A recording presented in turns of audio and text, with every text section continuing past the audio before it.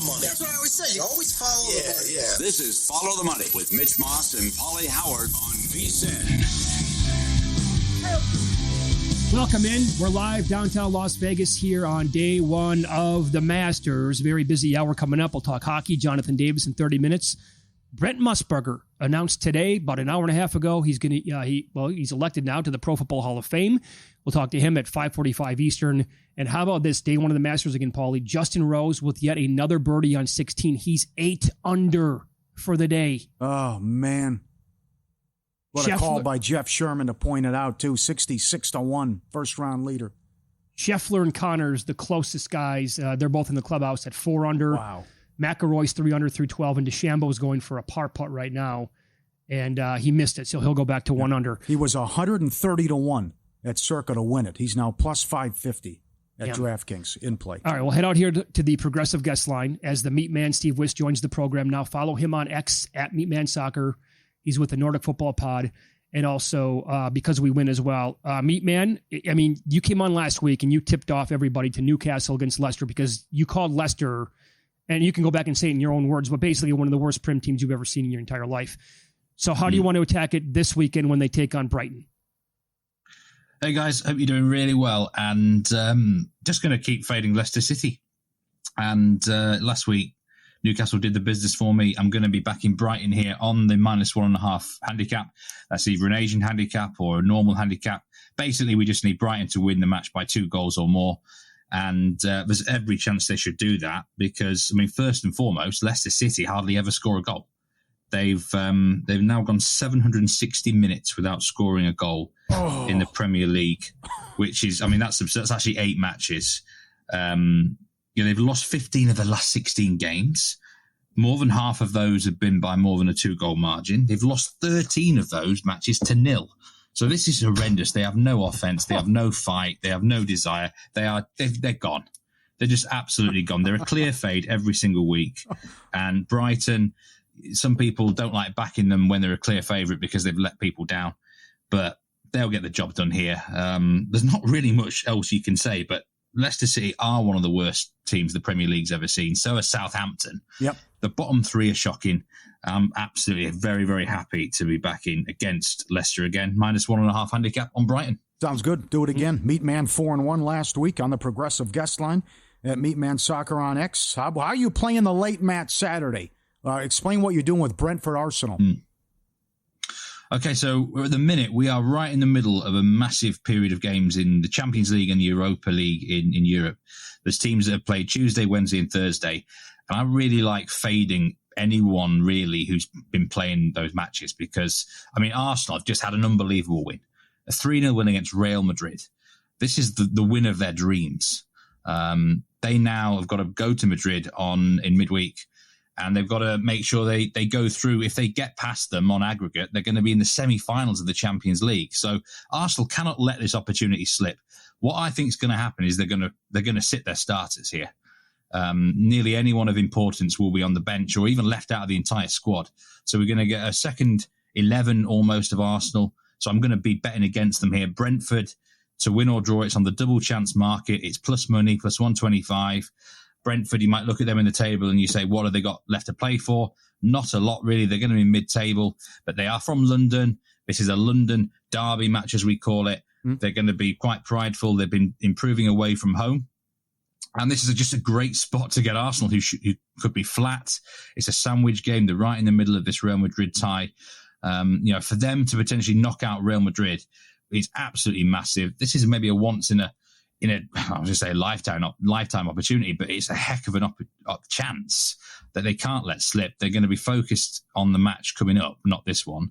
So Brentford win or draw plus 125 looks value to me. All right. So let's go to Sunday.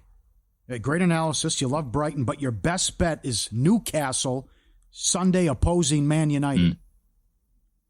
Yeah, and look, -150, it's not maybe everyone's piece of cake here, but sometimes in betting, you've got to keep it simple, right? I think straight Newcastle on the money line here is worth a serious wager. Again, Newcastle were my best bet last week. They're going to be my best bet again. They are just on a massive high. They won the Carabao Cup. That was their first trophy in about 70-odd years. So, this is a momentum that they've kept going from that. They now want to finish in the top 5, qualify for the Champions League next season. And they're facing Manchester United at a perfect time. Man United just played, the match finished about 10 minutes ago. I actually missed the last goal. I was just coming on air with you guys. Lyon 2, Man United 2. Their whole focus is on the Europa League. If they win the Europa League, they win a major trophy and they'll also qualify for the Champions League. The Premier League means absolutely nothing to Man United now at all, or Tottenham, and we'll talk about them soon. So I'm very happy to fade them here.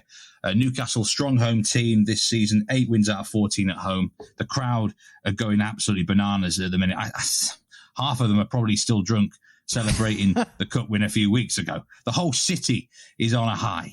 This is a raucous atmosphere now. So there's so much against Man United this weekend. They're probably going to rest players, be a weak inside. Newcastle are the better team anyway. Minus 150. I looked at handicaps here, but I thought, why overcomplicate it? Minus 150 money line, perfectly acceptable bet. Follow the Money, Pauly and Mitch, VSiN, the Sports Betting Network. Talking to the Meat Man, Steve Wyss, on the Progressive Guest Line, 4-1 last week. Nordic Pod, because we win pod as well at Meat Man Soccer on X. Wolves plus 120 against Tottenham. As you just mentioned, the Spurs have been dreadful. I think this is a really big price.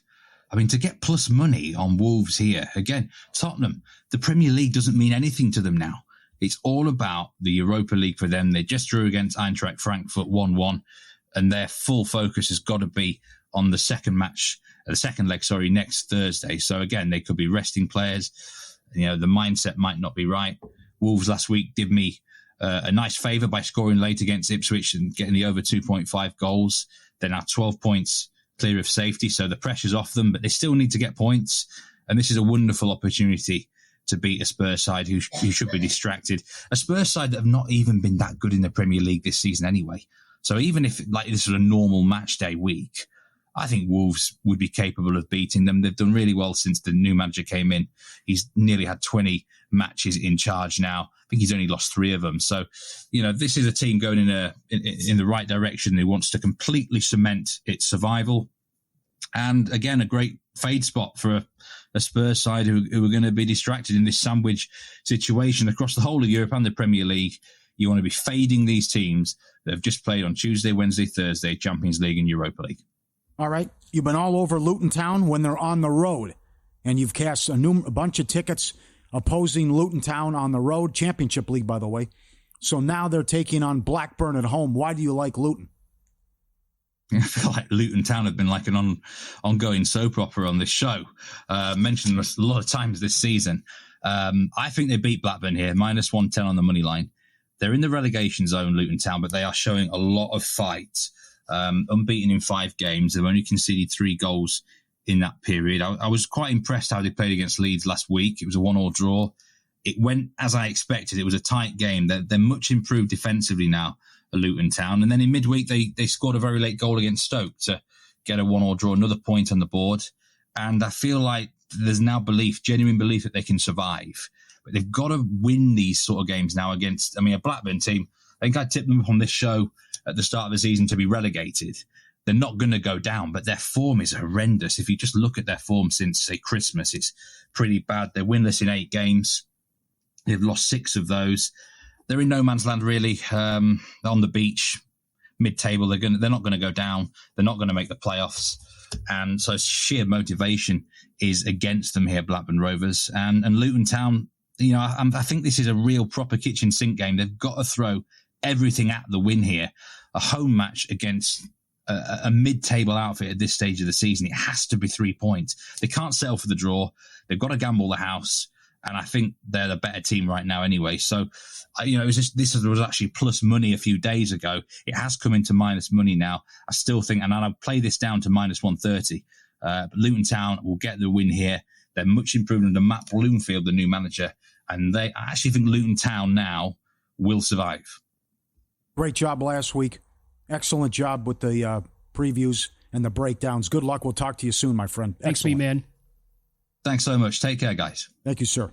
Get on the action. First Bet has you covered. Sign up now. Exclusive promotions and bets on hundreds of thrilling horse races every day right from your phone or computer. FirstBet.com, promo code VSiN200. 20% rebate on all your wages for the first 60 days, up to $200. Don't miss out. Start betting today. firstbet.com. 4-1 last week. So that's great. But also, like, the analysis again from Steve is on a weekly basis as good as it gets here. I just love hearing the breakdowns. And to hear about a team, I had no idea. Oh, man. Come on. 700-plus minutes without a goal? 8 matches? I mean, it honestly, this is Captain Obvious checking in. It has to be, is this the worst run ever for a Prim team? Maybe this has been matched before, but it has to be all-time bad. Yeah. Rose is in the woods here by the trees. And he's moved to 7-1 to win the tournament now. How does he blow this, by the way? Who was that? That was Wyndham Clark. Almost made a long chip. And all right, so he seems to be in trouble. See, 8 under, though, 4-shot lead. And incredible start. Rahm is 4 over. Scott is 4 over. Henley is 4 over. Horschel is 5 over. Henley 4 over. That was a fun ticket for about a month while I had it. No chance now. Yep. Finau and Mickelson 3 over. You Sepp basically Straka 3 over. Golly. What was Rahm to miss the cut? Got it. Hold on. Rahm. Where are you? Plus 460. Yeah, right. There you go. Ooh. And Couples was 5-1 to make it. Got a 71 today. Great job. All right, let's follow the money here on VSiN, the Sports Betting Network. We'll update more of the leaderboard here and also Major League Baseball games that are going on as we speak. And one more coming up. Great pitching matchup tonight on the docket.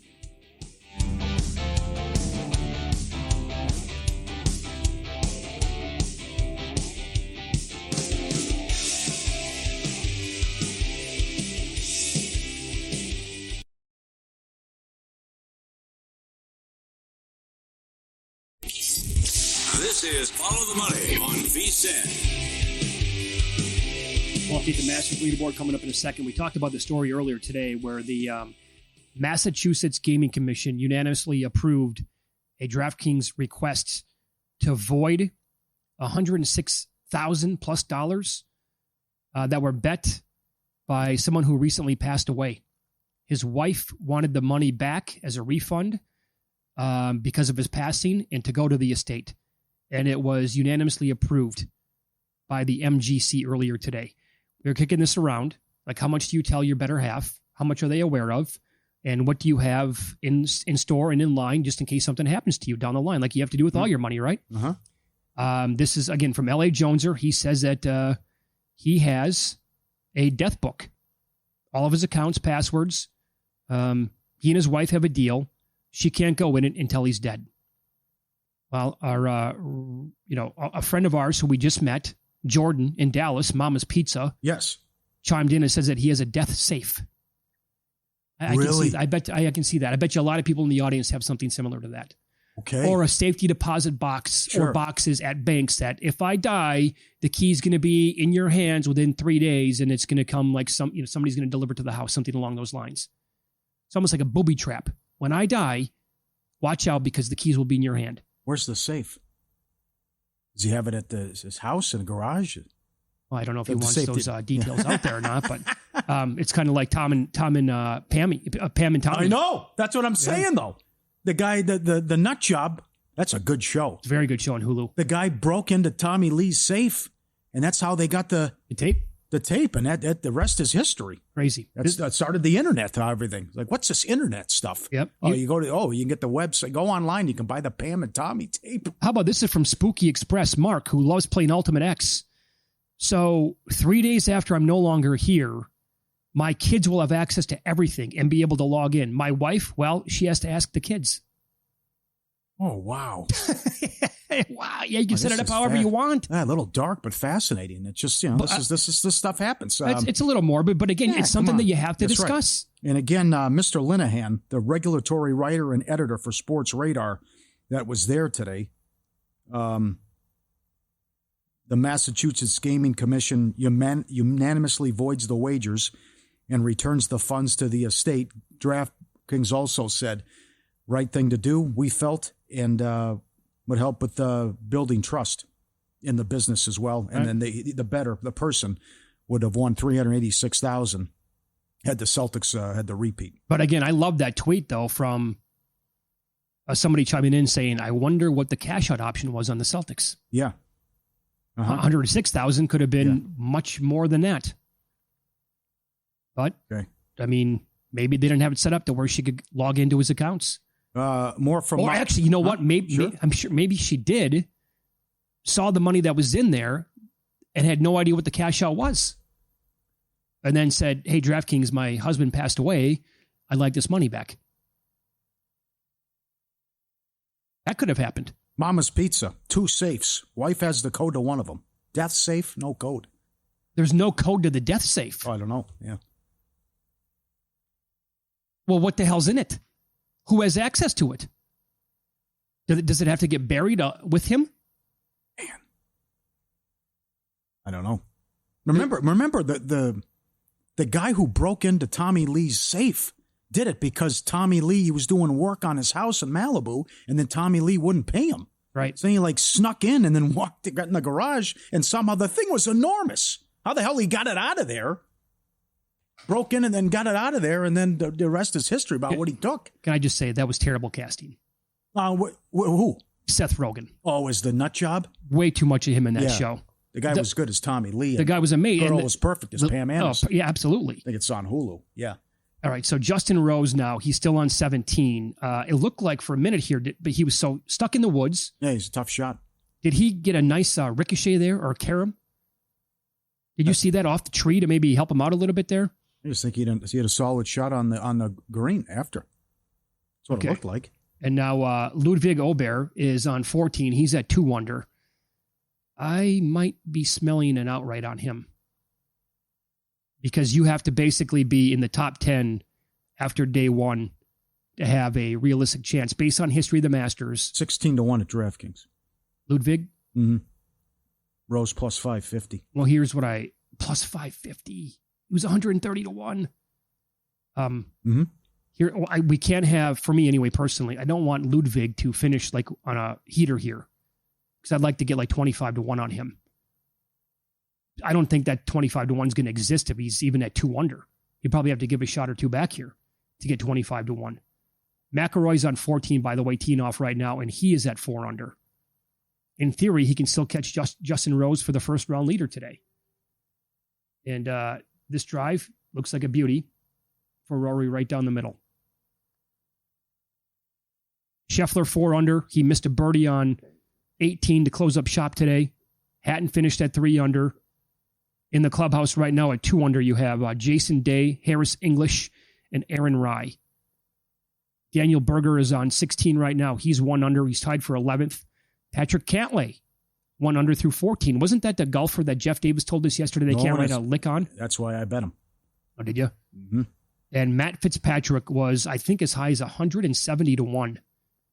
He's at 2 under, and he's on 15 as we speak. Shane Lowry gave one back. He got to 2 under. Now he's back at 1 under. So that is currently tied for 11th overall, but he's got plenty of holes to go. It looks like he's on 13 as of right now. Shane Lowry was extremely popular this week. Yeah. And you brought up Henley. Yeah, well, you can kiss that ticket goodbye. Boy, there's a lot of big names who could miss the cut here. Just had some horrible rounds today. Yeah, they're really going to have to pick it up tomorrow. Oh, Straka, baby. 6 over. Oh. That's curtains for him. Oh, so he had a double on number 9 and now a triple on number 11. Did you see the prop for highest score? I usually bet that. Dunlap shot a 90. A 90 today. Guy's 18 over. Ugh. I usually bet that. I didn't see it. What did he do? Bogey, bogey, bogey, triple. Bogey, bogey, double. Bogey, bogey, double, double. Oh, my God. Hot 90. What a sport. By the way. What a tournament. After what Couples did to start and what Rose is doing, is going to be and Rose is on 18, it's going to be a fun tournament. Blue Jays and Red Sox are playing Major League Baseball as well. So this game is, how about this? So end of 5. This is Bassett going for the Blue Jays, and he is opposed by Buehler today. No score. Is that 11 straight first 5 unders for the Blue Jays? So I talked about this earlier in the show. I got to see how I can bet this. And it would be the Red Sox to score a run this inning. 3rd time through the order. Now he's going to be facing 9-1-2 here, the way it looks, Bassett. and that is going to be Navarez into Duran, and then Devers, and that will lead into Bregman as well if they can get on. Devers and Bregman, they have really good numbers, and like the FIP, much higher than the ERA, third time through the order for Buehler in his career, for Bassett in his career against the Red Sox. The WHIP goes up as well, so I'm going to try to find a bet here on will the Red Sox score in the 6th inning. That's what we need to happen. All right, while you're doing that, G-Bank best bet. We mentioned the other baseball game tonight, like both pitchers over the K-prop, Luzardo and Schwellenbach. Total 7.5, but both pitchers K-prop is 5.5, and the other one. But we'll go with John Morant over 25.5 points tonight. 13 straight overs for his points prop. Big game tonight in the NBA with Memphis and Minnesota, so Ja over 25.5 points. Best bets brought to you by G-Bank, official bank of VSiN. G-Bank up in the ante with a $750 bonus for new G-Bank Visa Signature Card customers. New customers who spend $1,000 on eligible purchases within 90 days from account opening get a $250 bonus. And if you spend $50,000 on gaming and sports app loads within the 30 days of account opening, another $500 bonus. Potentially a $750 bonus. Apply now, vsin.com/gbank. Subject to credit approval, vsin.com/gbank. All right, so it looks like 6th inning live betting. Blue Jays are plus 280. A tie is minus 130. Red Sox are plus 260. It's not exactly what I'm looking for. I just want to see a run here by the Red Sox, but I don't know. There's so many bets that you can make with this stuff. So I guess that's what I'm going to do. I'm going to go the Red Sox basically to be leading after the 6th inning. It's plus 260. I'll make a bet on that right now. Make a small wager, have some fun here on the show. If it takes it, it just disappeared. No good. Can't get it in. They're probably batting as we speak. Going on with Boston, trying to avoid the 4-game sweep. I know it. Man. Strange start. Royals held on, by the way, 3-2. They did. They got the job done? Yeah. Okay. Very good.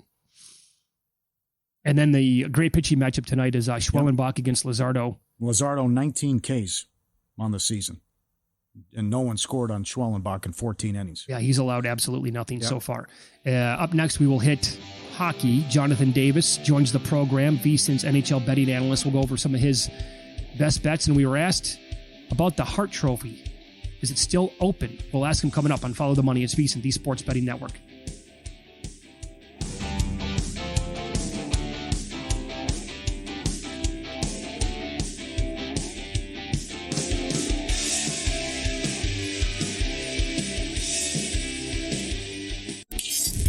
This is Follow the Money on VSiN. Welcome in. It is Follow the Money on VSiN, the Sports Betting Network. It's some NHL here as Jonathan Davis joins the program. VSiN's NHL betting analyst. Big card. He's got some big bets that he likes tonight as well. Let's begin here, Jonathan. First of all, thanks for the time. We appreciate that. This is a tweet that we got from J.A. Scott. He wants to know if the Hart Trophy, your thoughts on it. If it's open, he's got a big Draisaitl ticket, hoping that he says it's Leon to win it all. So go ahead. The floor is yours. Yeah, I mean, look, I have a big ticket on Draisaitl as well at 20-1 from the summer. But, look, you're getting plus 140 on Connor Hellebuyck as the next option. I think it really depends on how much you're invested in Draisaitl. If your return is like $100, then I wouldn't hedge. But, if it's significant, then yeah, why not put a little on Connor Hellebuyck? I think the award's Draisaitl's though. Okay. Yesterday, Jeff Davis came on and we talked to him about futures. Jeff Davis, of course, the man who's in charge here of the NHL numbers at Circus Sports.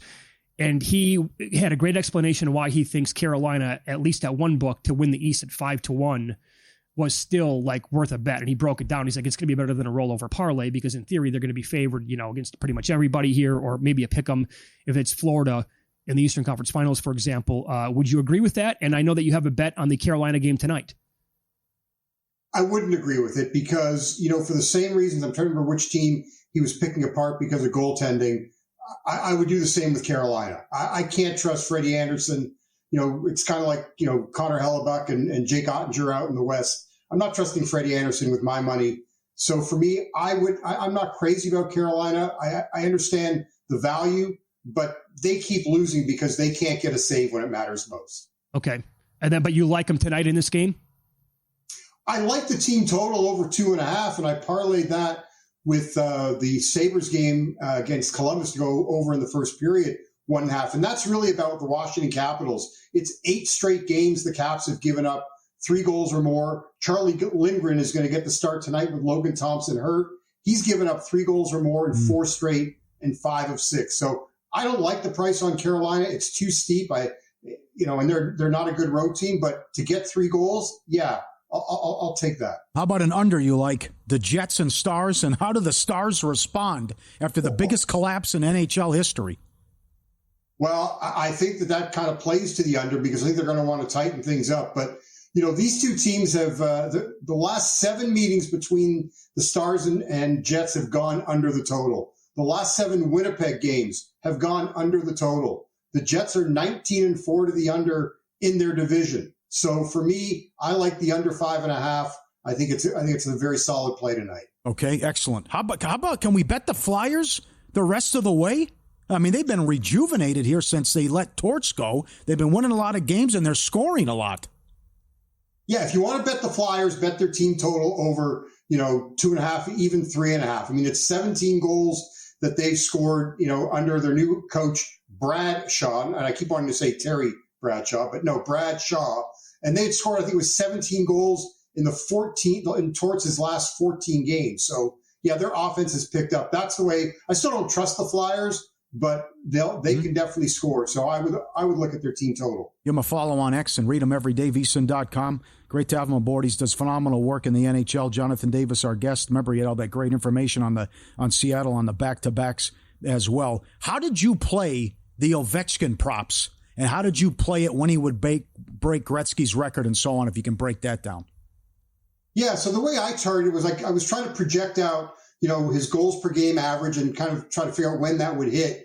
And I ended up picking 3 teams, and the New York Islanders were one of them. But, instead of playing the Islanders, which was at about, let's say, around 2-1, I targeted Ilya Sorokin, their goalie, because he pretty much plays every game. And I got him to score on Sorokin at 8-1. So that was something that I did about a month before that record-breaking game. And then along the way, it was play his anytime goal, play him to score in the third period, play him to score the last goal of the game. Those were things that I was doing on a regular basis. And then when it came time to that Islander game, I got him at 15-1 to score a power play goal as his record-breaking goal. I targeted that for both the first and the second period, and then I also targeted him for an even strength goal in each of the first 2 periods because I figured he was going to do it early, and I put a quarter unit on both, and I made a nice profit with the 15-1 power play goal cashing in the second period. Very good. Real or Fugazi, Austin Matthews will make a charge at his record somewhere down the line. Well, I think it's real. I think it's really a matter of, how long, can he play that long and can he stay healthy? But there's no question he is, he's reached, I think he's gotten to this, his goal total quicker than Ovi did. I think it's real that he has a legit shot at breaking that record. Very good. So we had that run where he scored 5 games in a row, and also the prices were very low. But what did that usually pay Ovechkin to be the last goal scorer, to get an empty net, or first goal scorer usually? So you would get the last goal was about, could be anywhere from 7 to 9-1. A third period goal could be around plus 430. Okay. I never played first goal, but I know a couple people who did, and those were also around 8-9-1, very similar to what you would get him to score the last goal of the game. Okay, excellent. So we usually do this, and we just did it rather, with college basketball and the Ken Palms numbers, where you got to be top 25 in offensive and defensive efficiency to win the title, and that came in again with what Florida did. What do you have in terms of history, numbers, and trends that say throw these teams out, they will not win the Stanley Cup? Yeah, so you go back to 2009, and only 2 teams, the Vegas Golden Knights and the St. Louis Blues, have won the Stanley Cup without having drafted the number 1 or number 2 overall player. Now, Vegas did have Jack Eichel, who was drafted, number 2, but he was not drafted by the Golden Knights. The St. Louis Blues, their highest pick, actually another Golden Knight, I think Alex Pietrangelo, was drafted 4th. But this year, you take a look at the playoff teams, guys, and we've got 6 teams that don't have a first or second overall pick of their own. That would be Dallas, Minnesota, Ottawa, St. Louis, Vegas, and Winnipeg. So for me, those are teams. Look, I still like Vegas. They've already, they've already gone against the norm. But those are some of the reasons that would factor in for me to stay away from Dallas and Winnipeg. Okay.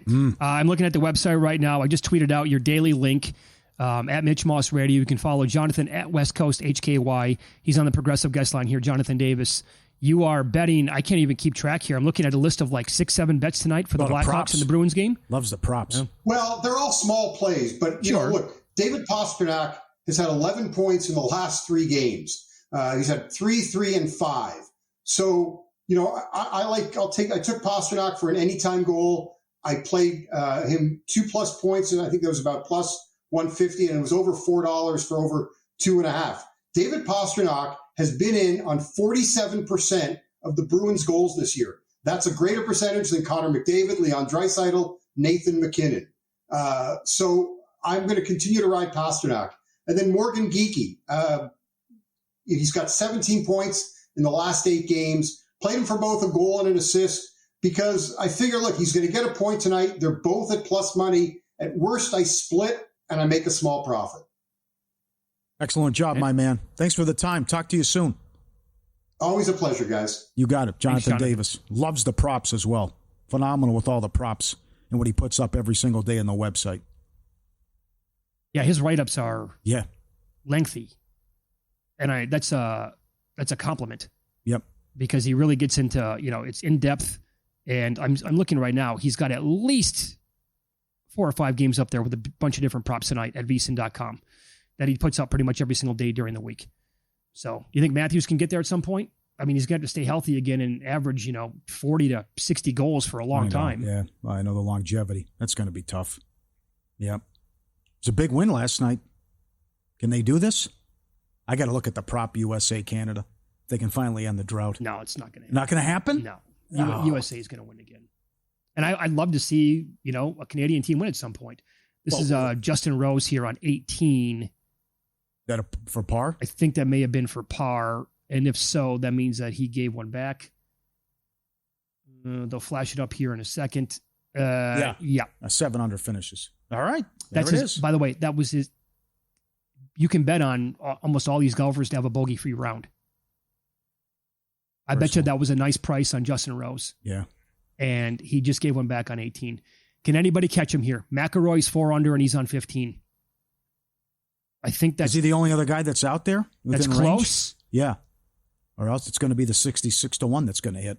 DeChambeau he's 2 under. He's on 14. Aubert is 2 under. He's on 15. That's pretty much it. Berger can't. He's 1 under at 16.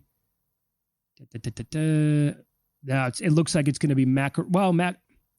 I guess if DeChambeau closes like a champ here, he's got one for birdie right now, so that would get him within 4, I guess.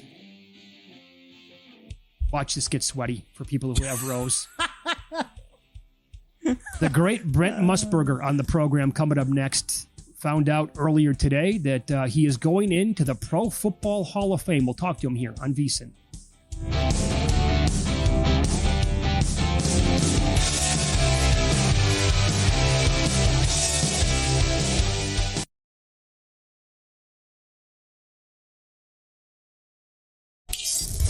This is Follow the Money on VSiN. Awesome news today as the Pro Football Hall of Fame announced, they put it out on X and other various places as well, that they are proud to announce that Brent Musburger has been chosen to receive the 2025 Pete Rozelle Radio and Television Award. Outstanding news, long overdue, absolutely deserved. And the Godfather himself, Brent Musburger, joins us now here on the Progressive Guest Line. Congratulations, Brent. That's amazing news for you. Yeah, Mitch and Pauly, thanks a lot.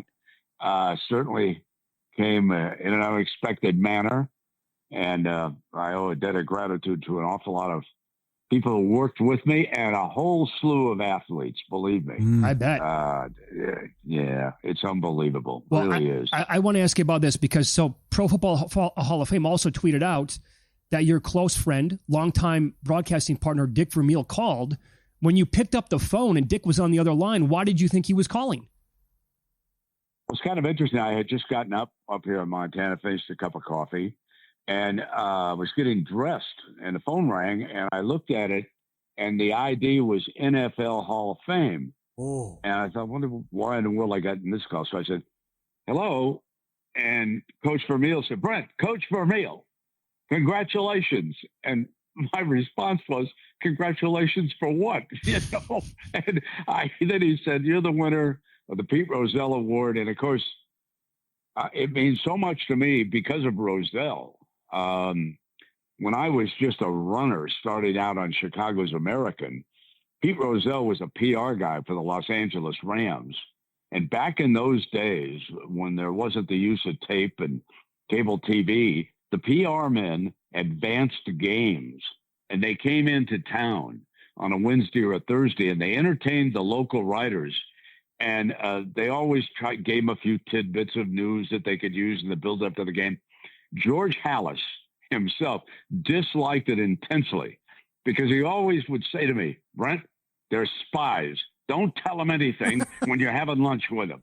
It was fun. It was great fun. So, you know, all the old guys, but having Coach Vermeil, who was a great friend through the years, it was something to get a phone call from him sitting in the president's office at Canton. About a couple years ago when you were on the Dan Patrick show and he said, I'm going to get this done. He couldn't believe you weren't in. And he said, I'm going to put you in or try to do it. And how much do you think that played a role? And you want to thank Dan Patrick? Pauly, I have a world of thanks to two guys, Dan Patrick and Jim Nantz. They both started it, and they were up on the Dan Patrick show together before the Super Bowl in Las Vegas. Yes. And honestly, without Dan and without Jim, I'm not so sure that this would have even started, to tell you the truth, because they got it rolling, and Jim Nantz says so many nice things about me, and he's going to receive my first phone call of thanks, but I don't want to bother him. He's a little busy at Augusta, Georgia. Very good. You got it, Godfather. You mentioned that the help along the way. How special is this? And if you were able, all the people that worked with you, but the greatest pregame show of all time, but what it meant to Jimmy the Greek, Irv Cross, Will McDonough, and Phyllis. Yeah, you know, what a group, Pauly. Each and every one of them contributed so much. Originally, the show was built around myself and Irv Cross. That was the plan. And then the general manager of CBS Sports called me and said, Brent, do you know a Miss America by the name of Jane Kennedy first? And then, do you know Phyllis George? And I said, listen, I've got to be honest. I said, I don't follow the Miss America show. Said, well, we're bringing in Phyllis George. I said, well, fine. You know, I was just a kid. I wasn't going to tell management no to anything, whatever they wanted to do. But it was a great success. Phyllis probably hasn't received as much credit as she deserves because it was unknown for a woman to be a major part of a sports show, leave alone the lead in to the NFL on Sunday on CBS back in the day. And then the second year, we added Jimmy the Greek, and that led to more conversations with Pete Rozelle, who finally asked us not to use -3 +7 -10, and it left us wondering what the hell we're going to do when we're picking football games on the NFL today. But we came up with the Greeks checkboard, and we took it from there. And Pete Rozelle was a great friend of the show. He would come by every now and again, and he was so supportive through the years, and it was a great show. Well, think about this for a second here, and it's Follow the Money on VSiN, the Sports Betting Network. Our guest, Brent Musburger, found out today going in to the Hall of Fame, he's going to get the 2025 Pete Rozelle Radio and Television Award. It's a pregame show that if you're of our age, in our 40s, even a little bit younger than that, we're still talking about it, how great it was. And anybody who's listening in the audience that's around our age, they're like, hell yeah, absolutely. And it's 40 years ago now, and we all remember how great that pregame show was for the NFL. Yeah, you know, it was the first live pregame show, which is remarkable. Jack Whitaker and Pat Summerall taped the one on Friday night, and that preceded the NFL Today. Bob Wessler's idea was to go live at halftime, go live at postgame, and so he was really the person who got the ball rolling. But live is the only person who complained, Mitch. Occasionally, I would get a letter, rather nasty, from a minister complaining that we were hurting attendance at church on Sunday morning. Only people ever complained about the NFL today. It's funny. It's funny you bring that up. Oh, that's great. True story. I could not wait to get home when I was younger from like Sunday school or church. I'm like, Mom, we got to go and watch the show. We got to get ready for the NFL. I vividly remember that. Yeah, it was a great lead into the show, and it was only 30 minutes, so we didn't have a lot of time to waste. So we kept it rolling pretty good through the years. I mean, I think about first long pregame show I had was at the Super Bowl. And I think we went 2 hours, and now I think they go for 2 days leading up to a Super Bowl. Yeah. Most memorable football game you called? I didn't call it, but I'm going to give you the most memorable football game because I was the spotter. People don't realize that Lindsey Nelson used to do the Chicago Bear games, and in the preseason, he came to me at the American and said, Brent, would you be willing to spot for me? And I said, absolutely. There was no greater gentleman, and I learned so much from him about how to work in a booth, how to announce play-by-play, how to look for the numbers, how to watch your monitor. We were doing a game between the Bears and Houston, and I prided myself on being the fastest spotter in the world.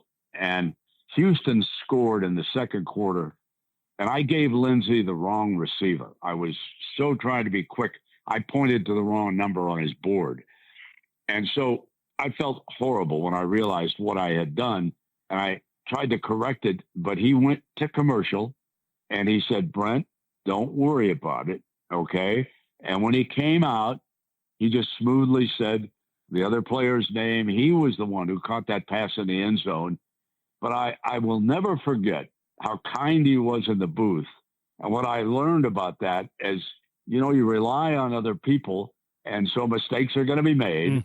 And you accept them, and you just go on from there. Now, Pauly, the game that receives the most publicity, and I'm going to give you an anecdote, is the Doug Flutie game on a Friday. It wasn't a pro game, but a college game, okay? So years later, I was with Jimmy Johnson. I said, Jimmy, I just don't understand. Why did you change defenses on that winning touchdown pass? There was a penalty that preceded it. And I said, why did you change coverages? I said, I didn't want to say anything during the broadcast. I'm not a football expert, but you didn't press the receivers. And he said, okay, Brian. He said, I've never said this, but he said, you know what the press box was like at the old Orange Bowl? I said, yeah, sure, of course. He said, my defensive coordinator thought the game was over, and he was in the elevator. And he said, we couldn't get the help from up above of what to call. And then Jimmy paused, and then he said, and Brent, he's my ex-defensive coordinator. So, okay, there you have it, boys. The Flutie game. And that's a game that lives forever because it gets shown over and over again. Well, Godfather, about a minute left here. Do you remember the first time you ever made a reference to the point spread or the total in a college or an NFL game? Well, it honestly would have been on the NFL today. Okay. And the first time, and I got in trouble for it, we did an NFC championship game, and afterwards, the Greek slipped me a piece of paper with the spread on the upcoming Super Bowl. And I gave the number. I don't remember who the two teams were. I gave the number, okay? And you better believe I got a telephone call the next day from man. Don't you ever do that again. And, of course, I did it the next year. You know what I mean? That is outstanding. So well-deserved. Phenomenal news today, sir. And Mitch, by the way, congratulations, my man. The Florida Gators. Had them all the way. Thank you. Okay. Thank you. Love that cash and tickets. Okay, guys. Thanks for the call. There you go. Pauly, thanks, my man. Thank you. And he loved the Gators anyway. Got to break Brett next time he's in town. There you go. The great Brent Musburger going into the 2025 Pro Football Hall of Fame. Mr. Las Vegas advisor, Anthony Curtis. This is going to be a great discussion with him. So much to get into next here on VSiN.